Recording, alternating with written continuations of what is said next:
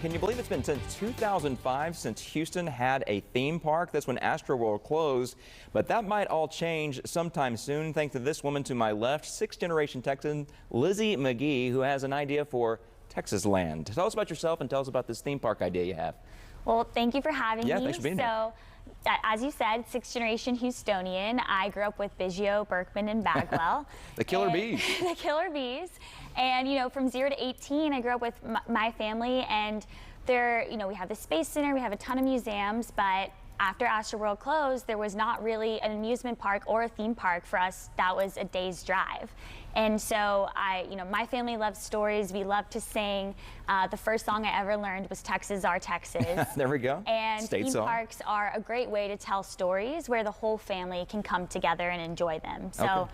I went off to the Northeast for school, ended up at Disney doing strategy for their theme parks and resorts, and came back here during the pandemic and realized that Texas broadly, but Houston specifically, has all the metrics that a major theme park company would normally look for. Okay, and there you go. You mentioned Disney. You think of Disneyland, Disney World, not necessarily being ride heavy. They do have plenty of rides, but there's more about that storytelling aspect. That's what Texas Land would have? Definitely. So UT Austin found that 1 in 3 Texans actually identify as Texan first and Correct. American second. I'm in that category, I think. Yep. I think that there's a ton to tap into for popular entertainment.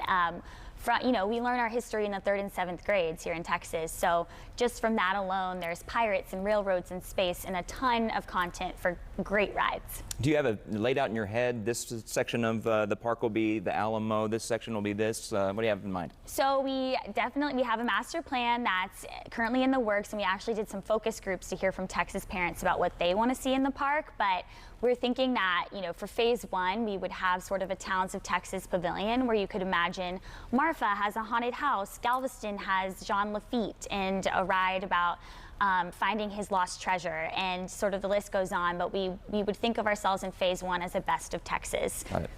Well, where are we in actually seeing this come together? I mean, it's a big, big project. A lot has to happen. Where in town do you see it, and how long would it take to create? It's a Texas-sized dream for sure. So we closed a Kickstarter in the spring that's helping us commission a professional demand study to decide where to put the park. We're definitely looking at Houston and a couple other markets, but we're confident that when the demand results come back, we're going to see what we already know, which is that there's demand here in the state for something like this. And we're hoping to go to investors in the fall with land under contract, a great creative concept, and the demand results in. Love it. I mean, Dallas has Six Flags. You got Fiesta Texas in San Antonio. Austin's too expensive. Let's put it here in Houston, right?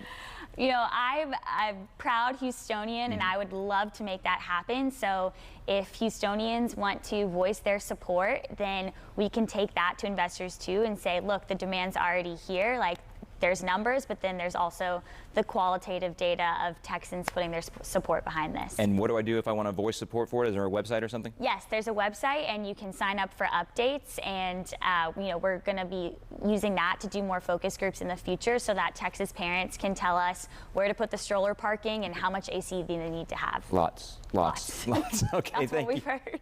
Lizzie McGee, good luck with the project. It sounds awesome. Hope it all comes together. Thank you so much. Thanks for being with us.